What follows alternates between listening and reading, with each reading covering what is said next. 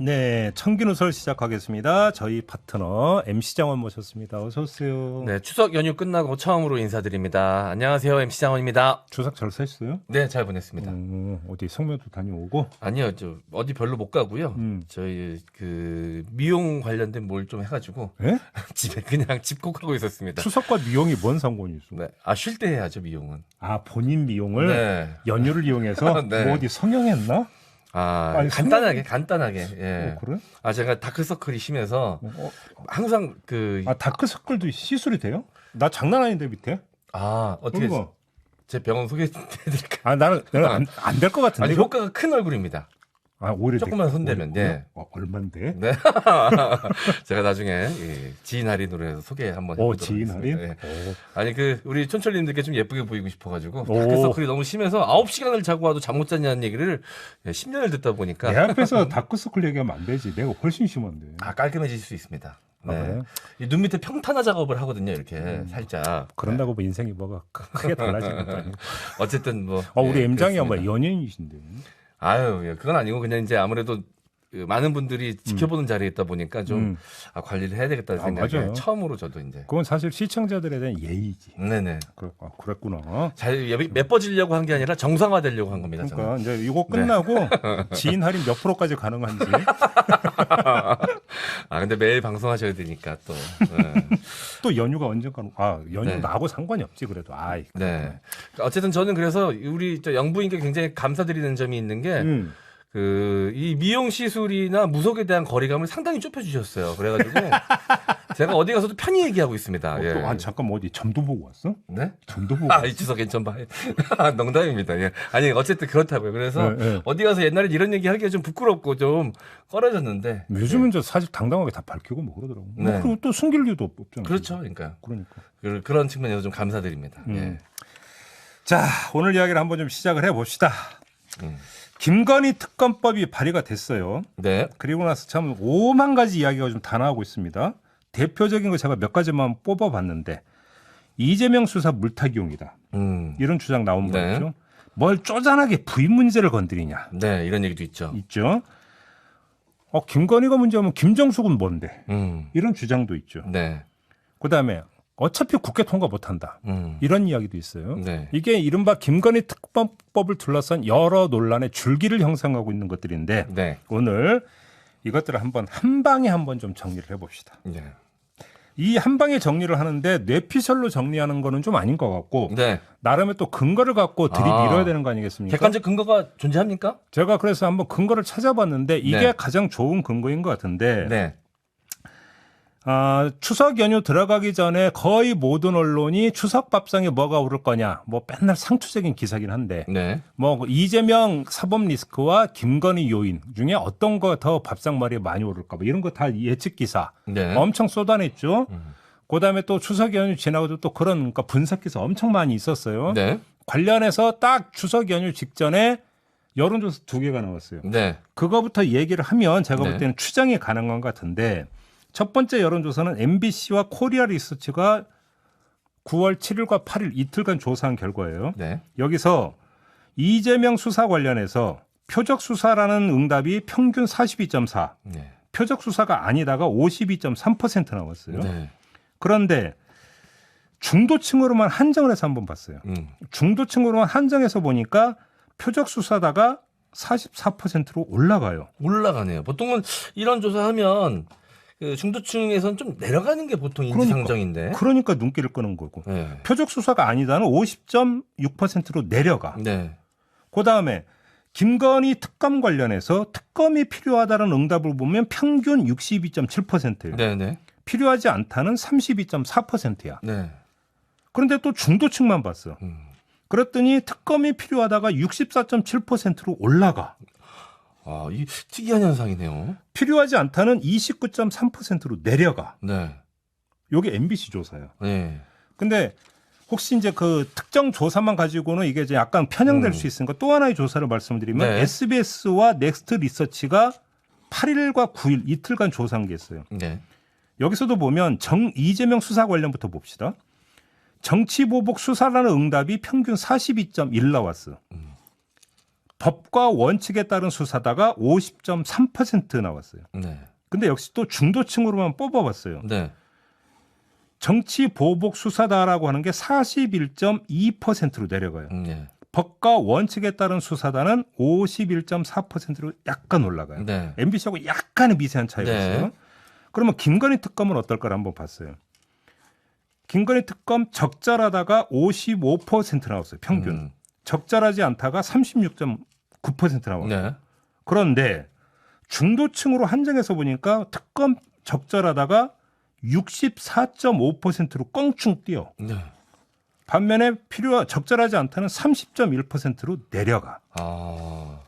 사실 이 약간 첨예한 대립이 있는 문제에 중도층은 좀 유보적 판단을 내리잖아요. 그렇죠. 그래서 뭐 이렇게 뭐가 맞다라고 확실하게 이제 판단 내리지 않는 경향이 좀 강한데 이번 조사를 보니까 양쪽 두 개 조사만 봤을 때는 일단 중도층으로 한정했을 때 오히려 더 격한 반응을 보이네요.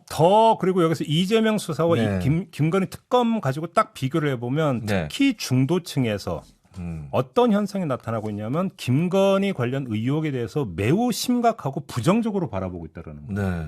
그렇기 그러네요. 때문에 그러니까 중도층이 어떤 그 특검이 적절하다는 응답률이 확 올라가는 게 여기서 나타난 거고 사실 전체 평균도 네네.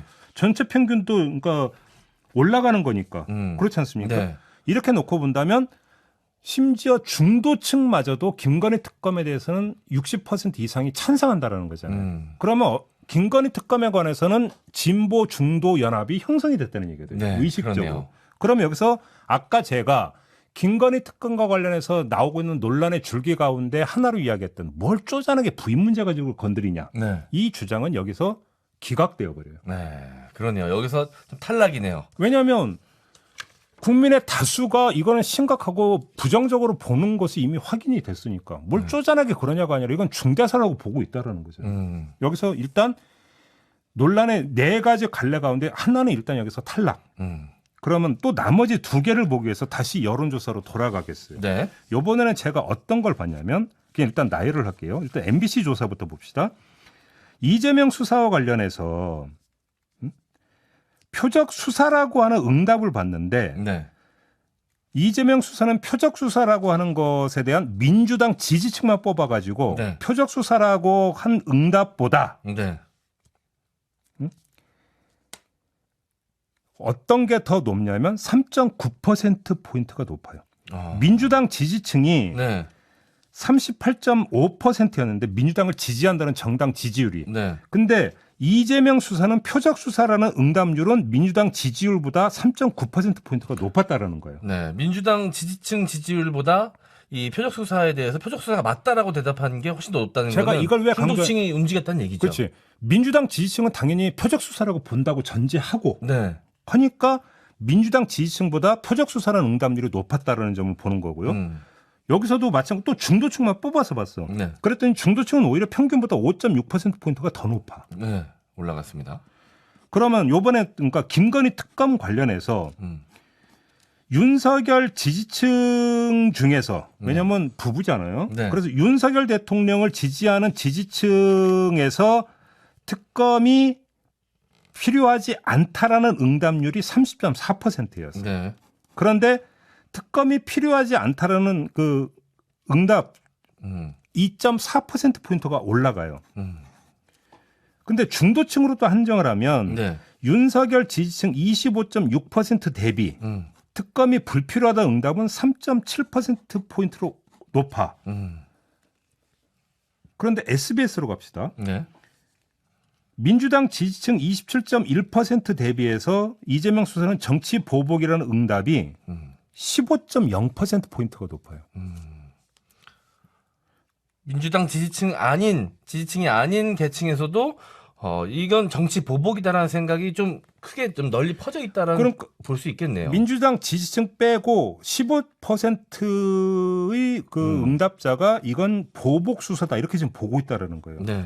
중도층으로 한정을 하면 민주당 지지층 중도층 가운데 민주당을 지지한다고 한 응답률이 20.7%였거든요. 네.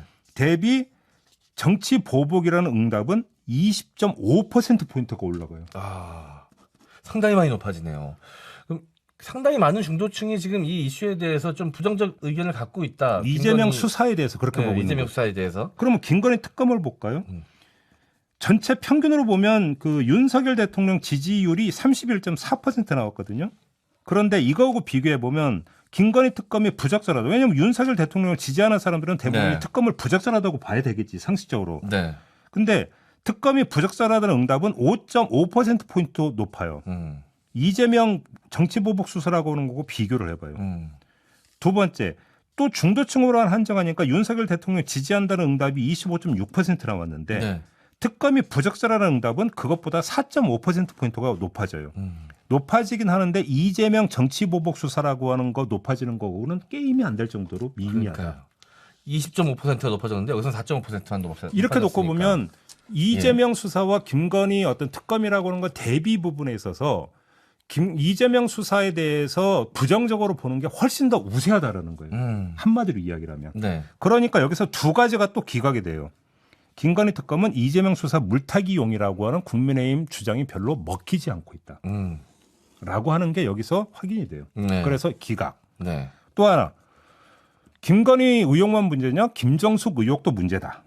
이렇게 맞불을 놓고서 비교하는 논리도 사실상 여기서 기각돼요. 왜 그러냐면 이게 먹혔다면 김건희 특검에 대한 외연 확장력이 더 넓어졌어야 돼요. 근데 아니라는 거잖아요. 네. 김건희 특검법에 대해서 상당히 그 동조하는 여론이 많다라고 하는 것은 네. 김정숙 여사도 그랬으니까 이게 별 대수냐라고 하는 이야기가 먹히지 않고 먹히지 않고 있다. 그러니까 이것도 기각. 네.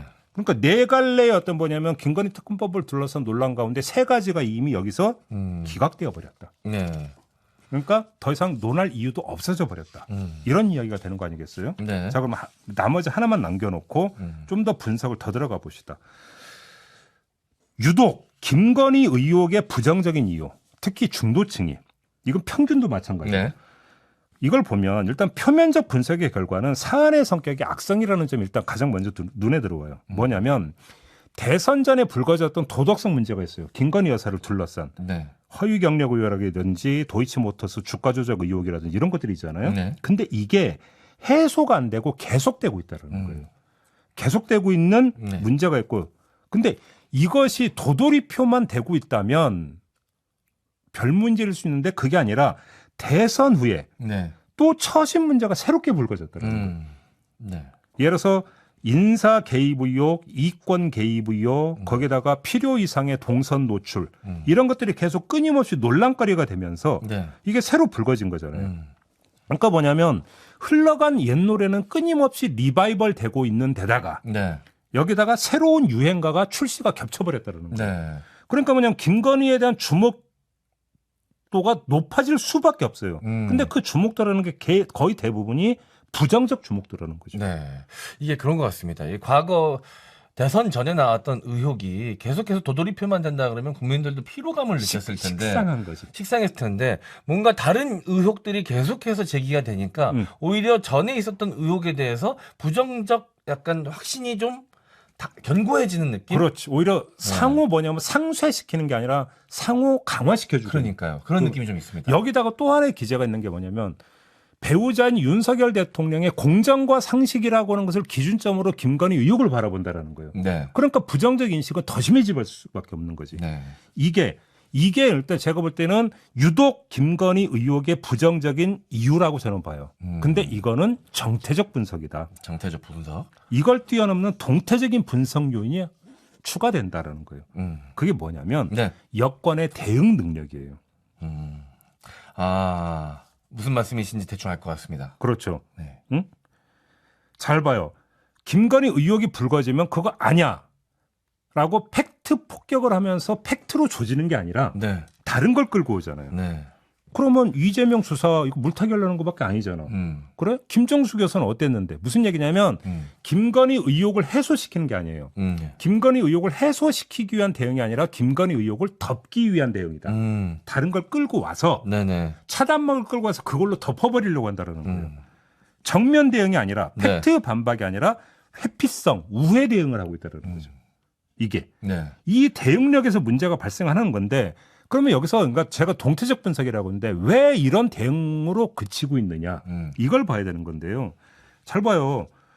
국민의힘 지금 그러니까 이게 지금 대응할 부분이 대통령실이 있고 여당이 있어요. 네. 근데 여당을 한번 봐봐요. 지금 대응하고 말 여지가 없어요. 지금 본인들 앞가림도 잘 안 되고 있는 상황이라서 뭐 제코가 석자야. 네. 제코가 석자. 그러니까 정치 전선에서 공방을 벌여주는 주역이 국민의힘이 되는데 네. 제코가 석자다 보니까 대응할 수가 없어. 네. 그런 거잖아요. 네.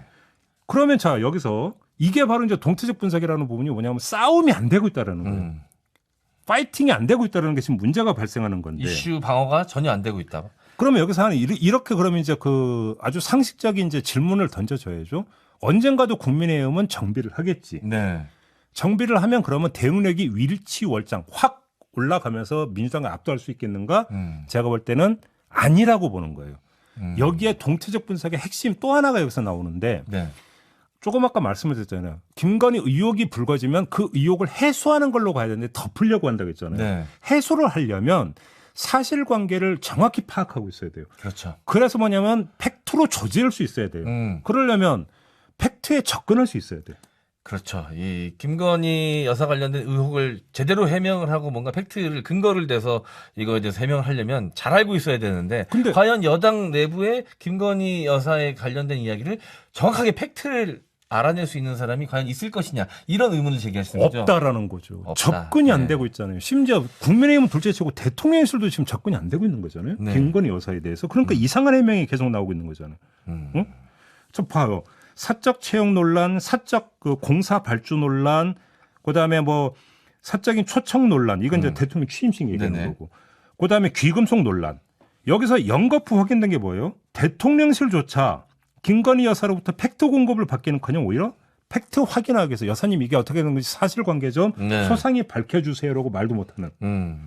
우리가 간접적으로 계속 확인됐던 거잖아요. 네. 근데 뭐 여당 국민의힘은 더 말할 것도 없는 거죠. 그러니까 정면 대응을 하고 싶어도 할 수가 없는 거예요. 그렇다고 모든 사안에 영부인인 김건희 여사가 다 나와서 일일이 해명할 수도 없는 노릇이고. 그러니까 이렇게 되다 보니까 이재명 수사 끌고 와서 덮으려고 그러고 오히려 거꾸로 물타기가 네네. 되는 거죠. 김정숙 여사 끌고 와서 덮으려고 거꾸로 물타기가 되다 보니까 네. 최소한 중도층이 볼 때는 이것을 항변으로 보는 게 아니라 변명으로 보는 거예요. 네. 변명으로 보니까 이게 중도층한테 먹히지가 않는 거예요. 이게. 네. 이 변명의 주체가 본인이 아니라 대통령실이라는 것도 국민들이 상당히 좀 불만을 많이 갖는 요소 중에 하나인 게 이게 다 개인 의혹이잖아요. 그러니까. 그것도 대선 전 의혹이 많은데 계속 이걸 현 대통령실에서 해명을 한다는 게 사실 이치적으로 국민들이 생각했을 때 맞지 않다라는 느낌이 들고 주변에 이제 결혼한 친구들 보면 배우자의 뭔가 문제점이 있는 것 같다 그래서 부부싸움을 했는데 처가 혹은 시댁에서 자꾸 전화가 와가지고 아이고 우리 애가 그 좀 그래 뭐 이러고 하면 그 말 듣고 화 풀리는 사람 아무도 없거든요. 오히려 더 시댁이나 처가도 같이 미워지지. 이 직접 해명을 좀 하고 사과를 받든 뭐 해명을 하든 해야 되는데 자꾸 이제 다른 곳에서 맞아. 대리인이 사과를 하니까. 그러니까 허위 경력이라 도이치모터스는 그렇다 치고 근데 이제 윤석열 정부 출범 때 했던 거는 그 취임식 초청권이나 네. 대통령실이나 대통령 관저 공사 발주권이나 네. 그다음에 대통령실 직원 채용 문제나 이런 거 같은 경우는 대통령실에서 저는 해명할 수 있다고 생각을 해요. 왜냐하면 윤석열 정부 출범 후니까. 네. 그런데 해명이 안 되잖아. 해명을 안 하는 게 아니라 못 해요. 왜? 몰라. 이러니까 뭐냐면 대응을 하고 싶어도 할 수가 없어요. 대응 네. 기제가 작동이 안 되는 거야. 아. 이걸 한번 제가 민주당하고 한번 비교를 해볼게요. 네. 자, 민주당은 어떻게 돼요? 지금 이재명 대표에 대해서 수사를 하고 기소에 대해서 정면 대응을 하고 있잖아요. 팩트 반박 지금 하고 있잖아요. 네. 어떻게 하고 있냐면 한편으로는 김건희 특검법을 발의를 하고 다른 한편으로는 국정조사 지금 추진하고 있잖아요. 그다음에 팩트 반박은 어떻게 하고 있습니까? 역할 분담을 하고 있어요. 이재명 대표가 직접 나서는 게 아니라 스피커들 앞세워가지고 네. 그러니까 팩트의 혀를 찾아가지고 그게 아니라고 계속 때리고 있잖아요. 네. 그러니까 이재명 의혹에 대해서 정면 반박을 하고 있잖아요. 사실관계를 일단 네. 둘째 치고 네. 거기다가 뭐냐면 조직적 분업화가 이루어지고 있잖아요. 이재명 대표는 본인 입에서 가급적 입을 다물면서 대신 당 조직이 나서는 거로 지금 가고 있단 말이에요. 네. 그러니까 뭐냐면 컨트롤 타워가 있고 컨트롤 타워 밑에서 분업적 대응이 이루어지고 있다는 거예요. 네. 이런 대응을 통해서 민주당이 지향하는 바가 뭐냐면 이재명 의혹을 기정사실화하는 것을 막으면서 오히려 이재명 의혹, 이재명 수사, 이재명 기소를 쟁점화해버린다는 거예요. 공방거리로 만들어 버리다 보니까 네. 그러면 관찰자 시점을 유지하는 그러니까 중도층 입장에서는 그래? 좀 더 보죠. 일단 최소한 중립지대로 만들어 버린다는 거예요. 네. 중립지대로 만들어 버리고 오히려 여기서 맞불을 놓잖아요. 맞불. 김건희 특검법 이렇게 되다 보니까 오히려 거꾸로 김건희 특검하고 비교를 시켜버리니까 네. 쟁점화 효과를 더 극대화시켜버리는 거죠. 그러니까 아까 제가 말씀을 드렸던 그런 여론조사 결과가 그러니까 나오는 거예요. 네. 이것이. 여기서 결국은 대응 기조와 대응 방법이 완전히 다르다는 게 지금 나오는 거잖아요. 이게 아까 말씀을 드렸던 여론조사 결과가 이런 과정을 거쳐서 나왔다. 이렇게 말씀을 드려야 될 것 같고 네. 김건희 특검법을 둘러싼 논란에 가지러면서 마지막으로 남은 게 뭐냐면 국회 통과 가능성이 있느냐 없잖냐. 네. 근데 뭐하러 하냐 이런 얘기를 해요. 네. 자, 그럼 뭐하러 하느냐에 대해서 제가 한번 답을 내리면 통과 가능성이 없으니까 이건 소모적이라는 주장을 제가 볼 때는 민주당 입장에서는 성립이 안 돼요. 설령 통과가 안 되더라도 김건희 특검법은 생산적이에요. 네. 민주당 입장에서. 그렇죠. 왜 그런지 볼까요? 정치적 부가가치가 상당히 높아요. 왜 이런 말씀을 드리냐? 김건희 특검법이라고 하는 것들을 고리로 어떤 하위 의제를 끊임없이 계속 소환할 수 있냐면 특별감찰관 추천 문제. 네. 그다음에 대통령실 국정조사 문제를 하위 고리로 계속 걸 수 있어요. 파생돼서 제기할 수 있는 뭐 문제 제기들이 좀 많이 생겨날 수 있다. 그렇죠.